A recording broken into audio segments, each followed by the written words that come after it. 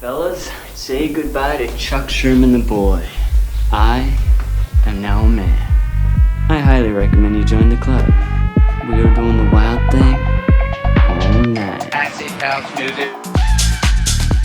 Hey, what's up, everybody? This is Sherm. Sherman, I cook all this food. Is that all you gonna eat? General Sherman realized and understood the importance of house music. So, do you know anything about techno? No. Listen. Get it on. I mean, how old were you when we met like 2 years ago now, was it? Yeah, 2 years ago. That's crazy. Yeah, dude. It's go by really fast. It's like an homie here. But I remember even then, like, you were still very focused and still very driven, and not a lot has changed. Like, I even see you working harder these days, right? Yeah, I try, man. I try. Well, that's very mature of you, man, and compliments to you on realizing that it's important to have a daydream. Yeah. And at least you love it too, right? Like, it's a pretty fucking cool It's job. fun. It's cool. It has its perks. You know? How was fucking hitting the batting cages at Sox Stadium? That was like a dream. So let me tell you about that. Yeah. I wanted to hit a home run so bad. I can't. You think you could? I hit it on the warning track on a fly. So, Oh! so backstory. I Yeah. played baseball for 12 years. Yeah. I actually signed to play at the number 2 JUCO in the country at the time. Damn. Parkland College. Okay. And then during my senior year of football, I was like, I'm not ready to give up football. Like, Yeah, I was yeah. better at baseball, but like football was my passion. Yeah, Like, yeah, I was yeah. kind of burnt out. Yeah, yeah, yeah. So then I went to Augustana. I played football at Augustana. Right. But yeah, baseball is my first passion. That's before music, before anything that was baseball. Like I thought I was gonna be in the MLB playing for the Yankees one day. And that was the goal. You know? I felt the same about the NBA, dude. I thought I was gonna be an NBA player. You're a baller? My fucking yeah. I remember when I was 10 years old, my Christmas present was the NBA encyclopedia. Wow. So I don't know if that's more Jewish or more like NBA or like NBA nerd, Yeah. but like. It's like you could get your basketball in, but get your studies Dude, in as well, right? 13th birthday, my dad took me to the NBA Hall of Fame. Wow. Like, That's pretty cool. yeah, not to go down a bad path here, but I didn't make the 7th grade team. Okay. My life got crushed, but you know what? I learned a lot from it, chip on my shoulder ever fucking since. 100%. When I know about having those passions as a young kid, like, you still carry those things with you throughout your life. For sure. Like, I will say, once I stopped playing, though, I really lost an interest in it. Like, you know, Yeah. baseball, it's like, yeah, now it's my job. It's like, you know, isn't it kind of crazy, like, when that time of your life kind of stops?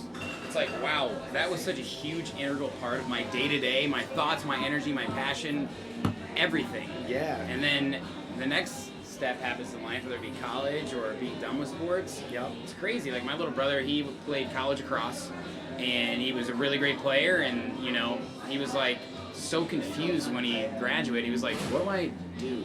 Just think about it. At that point in your life, you're, what, 22? Yeah, he was, And 22. you probably played soccer for 18 years of your Yeah, life. yeah. So for 7/10 of your life, pretty much, like Yeah. that's what you've been doing. That's I all know. you know.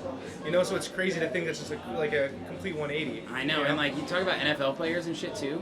You know, like a lot of them don't go to class in college, and the average lifespan, not lifespan, but career is 4 years in the NFL. Yeah. What happens after that shit? You gotta plan it. You gotta ahead, pull a dude. Zonic. You gotta pull a Zonic. You do gotta pull a Zonic, Pull it yeah. on the decks. Yes, and that's exactly what he said. He was like, Yeah. you know, I didn't know how long this shit was gonna last. I always had plan B and plan C. Yeah. And that's what I see in you, man. You got a lot of different wavelengths that you're on. Thank you, But man. what's going on with music lately? Let me hear about some Music? Nick Nice music. So, I've been in the studio pretty much like I would say 5 days a week. Lately. Yeah. I've just been trying to crank out as much music as I can, Mhm. and I'm just at this weird point. I think we talked about it a little bit last time. Like, Yeah. I feel like with production, I'm still so new to it that I'm always learning. I'm constantly learning. So Yeah. I feel like every time I'm working on something, that's the best product I'm putting out. Yeah. And I feel like I almost don't want to be releasing music until I almost plateau that, where it's like all of the music's coming out on a consistently high level. Absolutely. You know? Yeah. I hold myself to a high standard with my music You because do, yeah. I never want to like play a song because it's my song. I want to play a song because I would play this in my set. You know, and to Yeah. kind of achieve that level is what I'm going for, to be more consistent with it at least. Yeah, you know? absolutely. I mean, you want to put the best version of yourself out there, your music, all that shit. Yeah, exactly. I respect that, man. And it's, dude, I always say it, in a creative industry where everybody can have an opinion of what you put out there, it's hard for someone to take that leap. You Yeah, know, and be like, it is. all right, this is my music, this is my style. Yeah, you put your name on it, it's like, you know. It's hard to just like get over that little hump there, but I know you're making great music. I hear you played in your sets. You think you found that Nick Nice sound yet, at least? For sure. I Okay. definitely know, like, as far as my music, I definitely like the tech house feel, but a little bit darker tech house feel. Yes. I was inspired a lot by night bass when I was first getting into production. Like AC Slater was popping off, and I was like, wow, like I love that sound. It's so You have that unique. UK garage Yes. vibe, Yeah, I definitely went through my phase on that, and now I feel like I've kind of like toned that down into like a tech house vibe. Yeah. But with the UK like sounds and kind of like, I don't know the word I'm looking for, but just kind of like that vibe. I Sometimes guess. there's not a word for it. Yeah, exactly. That's why we make Exactly. music. Cheers to that. Yeah, right? Because the music speaks for itself. The new track you put out, it sounded nice, my guy. Thank you, man. Big fan. Thank you. Big yeah. fan. So I've been working hard. It's. I did the same thing as you. I put out music, and it had been a year since I released that for my last track, and I was like, that's not my sound. Yeah. I honestly had this expectation in my head. You know when you just build things up in your head and you're like, people are probably wondering, when am I going to release the next track? Yeah. No one's fucking thinking about that, you know? And I was like, all right, put it out. Boom, boom, boom. Yeah. And then I was like, you know what? It's not my style. Let me fine tune what I want to do, focus on my craft, and get as good as I possibly can. Yeah. And once I feel comfortable with that, put it out and then keep getting better from there. 100%. Right? Yep. I respect that a lot of And I that. always say, like, if you're your own worst critic, then that's the best scenario you can be in. Because True. no one's going to be harder on you than yourself. And sometimes if you keep it real with yourself, that's the best because other people don't always. You know? You have to hold yourself accountable or else Yeah. no one else will. Exactly. That's something my parents taught me from a very young age. Like, Yeah. they were like, look, whatever you want to do, you can do, but like, if you don't put the effort in yourself and somebody else tells you to, it doesn't mean anything unless you really want to do it. Exactly. So whatever your passion is, I love it, man. What's going on with Be Nice lately? Be nice. We're working hard. We actually got some cool things coming up for the 2-year anniversary now. Ah, So- wait, that's like next month. Yep, November. So November 16th, 2017 was our first event Yeah. at Drink Nightclub, which was pretty cool. Like in the suburbs. Yeah. So, Drink is sick though. Yeah, yeah, it is an awesome spot. You Yeah. know? So we're currently working on our 2-year anniversary party. It's gonna be pretty cool. You might be getting a call soon about it. I'll be there. So no matter so, what. yeah, it'll be a fun one. It'll be a fun Can't one. reveal anything yet. Not yet. It's still in the works. We're still working on a couple details, but it's gonna be pretty cool. 2 years, So, man. Yeah, dude. Right? It fucking goes by fast. So it's been a Sorry, year a little since we bit. had Be Nice on, and then I had you on in the booth probably 6 months ago, 8 months Yeah, ago? 6 months ago. You've had some really, really big shows though. You had a great summer, man. Yeah, we had some fun. We had a lot of fun. But As a you team. played at what was that festival called again? I did Prime Music Festival, Right. which is awesome. That's like Yeah. actually one of the coolest ones. It's actually ran by Gronkowski. Rob Gronkowski? Him and his brother. Gronk? Yeah, they own this festival. Which Oh, is super cool. shit. Yeah, which is awesome. You know. So like he's bouncing around there. It's always a fun time. He was there? Yeah, he's there every year. Him and his brother. He's another big dude. Like. Dude, of course. Yeah. I realized like that when I saw him on, I don't know if you ever heard of The Shop on HBO. He was on one. Yeah, like LeBron does it, right? Yeah, exactly. They're like in like a barbershop. Yeah. It's actually a really cool format. But it just like kind of seeing, like he was like, dude, I'm done with football, but like life's only getting better from here. Like, He's such a personality though. and his personality is what's going to carry him out throughout his life. You know, he built that on the football field. Yeah. But takes it with him wherever he goes, and now people want a piece of it. He You could know. probably make more money doing appearances than he ever did as a player. Yeah. Probably it's have more fun too. a lot more fun. Yeah. I feel like every 2 months a video surfaces of him at like some club, just fist pumping, you No, know, of behind course. the DJ booth. I saw one where he took the saxophone from the guy and started No. playing. I was like, all right, that's a little bit much, but I respect the hell out of That's that. pretty cool. Because people were probably there to see Gronk anyway. I'm waiting for the Shaq Gronk back to back. That's gonna be the Is he BTK gonna become a of the DJ century. too? I feel it coming. Yeah, that's pretty accurate. That's for sure gonna happen. I can see it dude. happening for sure. And you're playing at Soundbar with Birthday Party, right? Yeah, that's gonna actually be a super fun one. That's next Friday.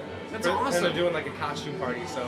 Yeah, good for you, man. Yeah, That's a it'll be great fun. set. Birthday Party guys are really blowing up. Oh, yeah, dude, they're killing it, and they're super cool guys, which is the best part about it, you know? They book you for that then? Yeah. Great. They hit me up and they're like, hey, you know, we're throwing a party. I think it'd be cool. I was like, hell yeah, can't complain. And the funny thing about Soundbar is I was 18 in the city, walking through the city with my older cousins, and I was just like, yo, like, this place looks sick. Because like, you kind of see from the outside, it's just this brick wall. Yeah. Like, you don't know what it is. It was during the day, too. Yeah. I was like, wow, this would be like a cool-ass place to DJ. You see all the posters outside. Yeah. And like, this is the first time I'm actually playing like the main room there. Oh, yeah, You know, 'cause you play in the basement, We yeah. play in the basement and the side room all the time, but Different, though. that's just like full circle for me. Like this is a big one for me. That sound system in there, Yeah. man. Like, when I had Steve Gerrard on the podcast, it was like about a 10-15 minute discussion just on the sound, the amps, like everything about it, the surround sound, the Dolby Atmos, like all that shit. That's gonna be a special set. Yeah, they bring in some crazy stuff, especially when they do the Dolby Atmos shows. Oh, yeah. You just can't beat it. You can't beat it. Dude, They really live up to the name of Soundbar, you know? They do. They had to, yeah. What do you think's going on with Chicago in the next couple of years then? Because there's a lot of the birthday parties, the Nick Nices, these collectives coming up, and we're all kind of together. Yeah. Like, I don't know if you've heard me say this, but since I had you on, you mentioned that we're all in the same class, this class of Chicago DJs and producers and collectives. I say that almost every single fucking time now, dude, because you're so right. Yeah, we're dude, all coming up together. There's no separation. Everybody's homies. Look at this event we're at today. Be Nice, Lavender Group, Collective Management, Everybody. 1111, and it's all a community get down. Exactly. So many different people are here all together.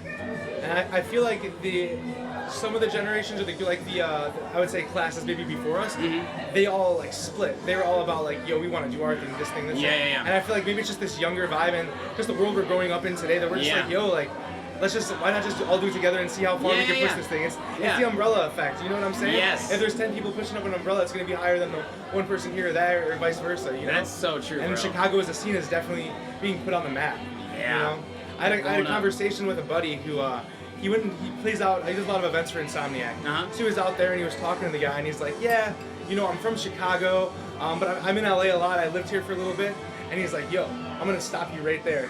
He's like, don't say that ever. He's like, you're from Chicago? That's so unique. Everybody's from LA. Everybody play say you're from Chicago. He's like, that'll take you 10 times further in this world today. Because That's awesome. Chicago's being put on the map, especially in this house scene, which is nice. Oh, it's so true. It's kind of funny because us as locals, yes, house is an integral part of our community and our style, especially, like you and I, but it's not everywhere, the kind of the outside eye kind of sees it as though Chicago, the home of house music, it's here. And it's deep rooted, the smart bars, the spy bars, the sound bars, all that shit.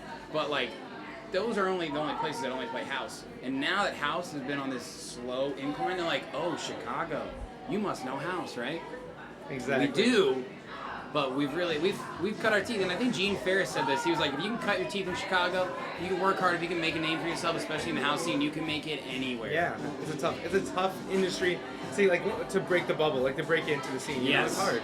It is, and I've been so lucky and fortunate to meet people like you and everybody else that I've connected with. Coming from Indiana, I was a little intimidated to try and come here and not know anybody, but the fact that I could go up to DJs at places and say, hey, I'm trying to get some spots, I'm trying to get better, and them go, yeah, absolutely, hit me up on Instagram, let's hang out, and then actually hit them up, and then them actually follow through. Exactly. And now all these people are my good friends. Yeah, dude. Yeah, That's the Midwest, baby. Dude, That's my favorite part about it, though. So what's coming up for you then?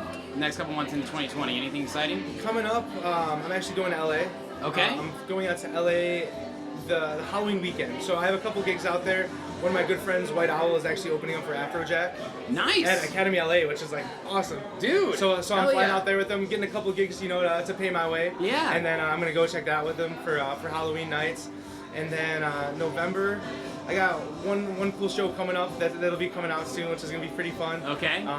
At another club that's it's one of my I'd say bucket list, a club that you want to play at in Chicago. So especially for the house team. All right. So I got a few ideas. Yeah. So that one will be fun. But yeah, dude. Other than that, we got this big 2-year party coming up that's gonna be pretty cool. Yep. It's gonna be epic. So Definitely keep on the lookout for that. yeah, man. Yeah. Hell yeah, brother. It's always good to see Hey, you and pleasure. hang out. Got a lot of love and respect for you, Nick Nice. Likewise. Thanks for having me, brother. Of course, buddy.